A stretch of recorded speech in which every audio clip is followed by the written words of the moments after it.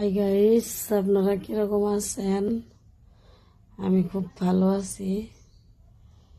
2 দিন তো আপনার বাড়িতে ছিলাম। আজকে সকালবেলা বসছি, 1 দিন বাবুর বাপ কষ্ট করে রান্না খেলো।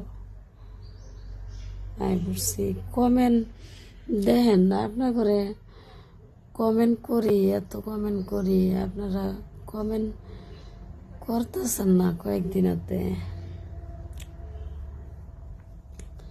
কে কোথায় আছেন? শুভ দুপুর। আপনারা ভালো আছেন নাকি? আপনাদের খবর সবর কোথায়? হাসান ভাই কমেন্ট ছাড়ি দিয়েছেন কে? কিরকম আছেন খবরটা জানায়েন।